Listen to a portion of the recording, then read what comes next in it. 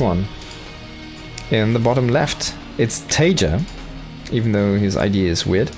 And in the bottom right, I forgot his name, but he's here. He's a Korean. So let's see what a Zerg player can do. Maybe I can look this quickly up here. The name was there. It's biology. Biology, okay. The Zerg named biology. Naming himself after a school subject. Going into a pool first, yeah? I mean, he plays Zerg, he calls himself biology. It makes a lot of sense to me. Taeja going for that. Command center first here. Now this could actually be a little bit of an issue. The links from StarCraft 2, they deal StarCraft Brood War, they deal a little bit more damage. It's kind of cool to see Taeja being back here. Playing some games. I'm not sure how committed he is. This was the last SEL, which was just played, so that was like, I don't know, it was last weekend. Yeah, it was this weekend basically, so it's like literally two or 3 days old. And that's it basically. Oh, I love to see these macro hatcheries, man, that's so good. Like, Zerg don't need to make queens, right, in Brood War, so they can make hatcheries. Honestly, I feel queens are overpowered. Sorry, overrated. You just want to make more hatcheries anyways. Even in that SC2. Now, SCV is gonna get an early scout here as well. That's gonna be nice for Taeja as well. And biology, oh, he sees these links. He's gonna chase this SCV for now, but he's gonna let go. And... well, I mean, he can just, if he needs to, pull back to his high ground. And he's gonna do so. He could just lift this as well. He has to wait a little bit though. But it's interesting that he's also playing a 3-Rax follow-up here. Even though he's playing the SC2 race, he's not playing StarCraft Brood War. He does not have any gas income yet. So he went extremely mineral heavy, and he's just gonna have these marines behind the wall. But yeah, Lynx are not gonna do anything here. Unfortunate though that he cannot really take the low ground. Look at the damage, man. They are plowing down this command set. That's insane. I don't think you can kill this with 3 marines. I'm sorry, Taeja, to break it to you, but these guys have that extra DPS. It's insane. Taeja has a custom build, yeah. A 3 barracks custom build. I mean, this is the Bjorn build, kind of. But I feel like Bjorn goes with a little bit of faster gas with that. Now, he's gonna use this location for his add-on on the tech lab, and I have to say, man, Taeja is loving the danger here. It still does have the SCV poking around here. A 4th hatchery in base, so going extremely production heavy here. For biology, he's gonna throw down a creep colony here, potential sunken, of course, and speed is gonna be researched. 3 sunkens, so he recognizes this is a lot of barracks. There's gonna be probably some powerful timing push here from his opponent. But honestly, I mean, look at this. It's only a bunch of marines. They don't have stim for quite a while. This is not Brood War stim, this is the SC2 stim. He's supply blocked right now. He's gonna throw down another supply depot here in the front. But the reactor is not really pumping out any marine at this point. There we go, finally starting that up. And the second barracks is gonna lift and plug up the hole that this opened earlier with a reactor. And this was a fake move out. It's like, hey, yeah, look at my marines. You make those sunkens now into spines.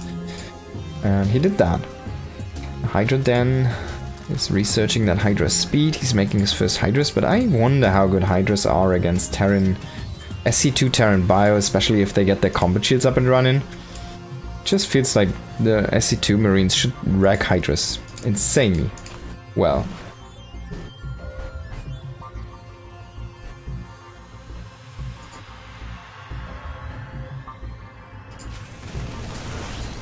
This is being seen here. A bunch of Marines are sitting here, and this should be a push with double medevac actually. I think this lines up perfectly nicely here with the 2 medevacs being ready and the combat shields about to finish up.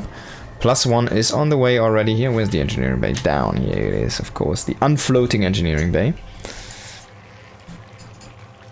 Evolution chamber number 2 on the way here. Missile attacks, not going for that armor, which is kind of interesting to me. And going into the Hydra range. Of course, no lair is no lurkers, right? I think you need the lair for the lurker upgrade, so the lair is taking its time. And biology is just setting up a big army at home, but I wonder what it does. It's like mostly Hydras. And he just keeps on making Hydras. He doesn't really have links. He does have link speed though, which is kind of confusing to me, to be honest. Why would you get link speed if you don't want to play a link Hydra composition here? And those links are very powerful, so you kind of don't want to underestimate those. Now combat shields on the way. Double medevac is ready. Taeja is gonna push out here. He does have a tank on the way as well. And I wonder where the 3rd CC is gonna be. For now it's just gonna be barracks number 4 and 5 here on the way.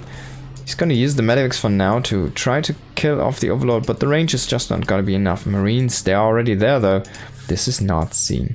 He moved out through the north, so the overlord didn't spot this, and he's kind of just standing a couple of marines here for like, hey, look at this, I'm not doing anything.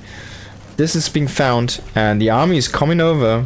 This is a bunch of Hydras. There's a lot of Hydras actually. They have their +1, but this is combat shield marines. I don't think Stim combat shield marines are gonna get broken by these Hydra only. The Hydra, let's have a quick check at their range. They only have 5 range, so they're basically like a glorified roach at this point, which has less HP, but also costs less supply. But look at that. They just get shredded by those marines. They don't really deal that much damage to the marines as well. He's gonna snipe that hatchery in the north. He will lose a bunch of marines though, but in the end, biology is gonna stay alive, which is something at least. 3rd CC on the way here, more and more marines rallying out, more medevacs coming in. He's gonna keep these in the front for now, and we do see a big push here across the map. There's the panda bear guy with the medevacs coming in here. Biology has a few units in range, and it feels like Taeja giving him maybe a tiny bit too much respect, because there was no reaction here from biology inside the main base. And Taeja will just... Where's he going with this double drop here? It feels like if this gets intercepted... I mean, here now cornered, yeah. Definitely a big win here for biology. He's gonna snipe them just like that. Taeja definitely with a big mistake here. Look, upgrade on the way. He's about to finish here. Look, as packed, but he will probably lose most of these Hydras just before that's gonna finish, and that's an unfortunate trade here.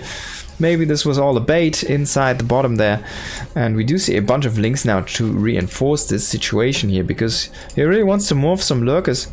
He can't really spend the gas on extra Hydras. He's still making Hydras there. Fine, we do see a couple lurkers, but that's not many. Double drop, quadruple drop into the main base here, unscouted.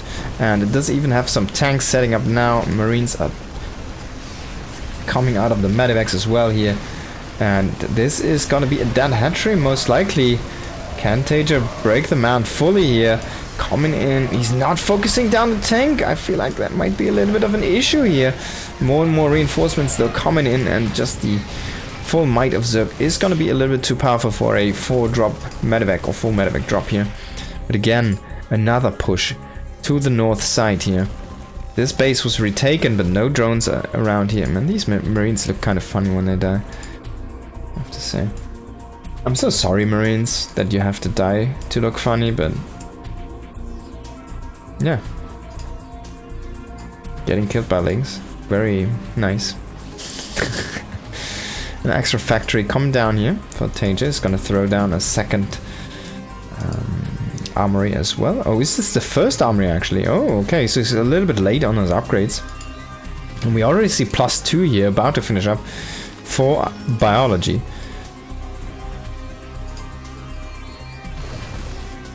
As you can see, that Ling even did survive there, even though he only has +1. He's gonna try to focus down the hatchery, and he will evacuate most of these marines into the medevacs, just boost out. Now, biology is kind of cornered here, and it feels like he's just struggling to get out on the map at all. Meanwhile, Taeja is just looking very comfortably there at his 3 bases. He does have the 2-2 upgrades finally started up, +1 for the tank weapons coming in as well here. This base is looking safe and sound, has a bunch of tanks set up here. He has a sensor turret in a moment, the bunker is on the way. Lurker's trying to push in here, he has a scan ready for those. And the Marines need to stim, there we go. But man, those upgrades, those upgrades are actually insane, as you can see here. The two links, or +2 armor links only, they're so sturdy against those Marines with only +1. It's insane. They just don't die. And Taeja is about to be broken here at home, which is insane to see. And Triple Medivac is still alive, still roaming the map here, but I mean, he will again get a cancel on this base, but he's on top of production here. And finally some Marines do pop out. They will clean out the high ground, and Taeja will stay alive. There's still some lurkers down here. Oh my god, those SCVs. 11 SCVs do get picked off, and a bunch of links to reinforce this attack, but the attack is broken at this point. There's only 1 lurker remaining here who's still happily shooting at the Marines. Sorry, at the base, but in the end, it's a base for a base here. Taeja really underestimating there the power of those links and the 2-2 upgrades from his opponent. And him not being on time there with his own upgrades really making a big difference. And finally he gets a cleanup here. His army at the front is about to hit 2-2 as well. Can he make this happen? He's starting to clean out most of these structures. Most of the links. The Marines are still standing strong. This is what I was saying, man. These medevacs healing from above, it feels just so powerful with that extra health on these StarCraft 2 Marines. And finally we do have the 2-2, the equalizer on the upgrades here. You cannot kill the Lurker Axe, it's impossible. They have 10 armor or something. And he needs to wait until they finish up. They're gonna burrow here, he's gonna throw down a scan, he's gonna split against the Lurkers, and he will clean them very easily here and get the W. But I have to say, that was almost a disaster here for Taeja. Almost. Now let's hop into the second... what? Map. And apparently they only played the same map. I don't know why that happened, but apparently they only played the same map. It's gonna be all on Vimeo. But we do have now the Swapperoo for SC2 and SC Brood War. Let's hop into this one. In the top left we have Biology, and in the top right it is Taeja. Formerly played for Team Liquid, came back for a little bit to play again for Team Liquid, and then he kind of faded out into retirement.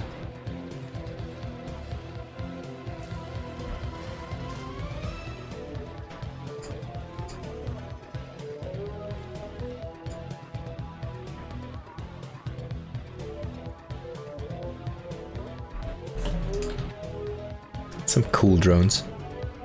They look like fish.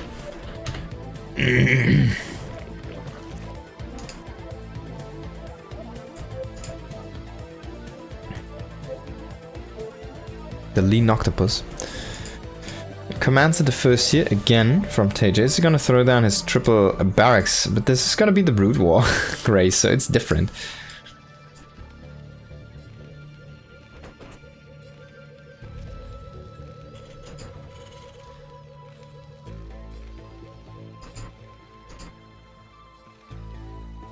We're gonna see how many academies, how many barracks are gonna follow, and when the academy is gonna follow. There's the second barracks. It's gonna make that on high ground very interesting here. So he probably intends to keep this open, maybe a one tile gap with another supply depot, kind of blocking this off and having a 1 tile gap here. This could be an issue against banelings, but you don't know. Nah, he's gonna throw down no extra barracks. Okay, so the third barracks as well on top here. It's not going to be seen by the Overlord soon. He sees 1 barracks. It's kind of interesting here. Could be the academy in the wall.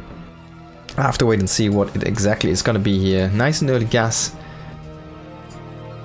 And it's just going to be a bunker. Okay. I kind of like this because eventually you can lift the barracks, but you can also use the bunker to jump through your whole army.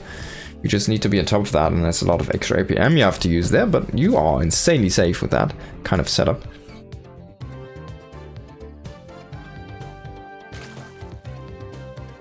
few links starting to go across the map here, but they're not gonna find anything. The bunker is gonna be nice and ready here. So the SC Brood War links, they had 0.41 attack speed. So that's like, how much less? 20% faster attacking, kind of? That's insane, right? They have like 18 to 90% faster attack rate than the Brood War links, than the SC2 links. So it's basically like they already have adrenaline when they spawn. You have like 0-0 adrenalines. So the engine is StarCraft 2, so there's no actual gap here if you place the structures like this.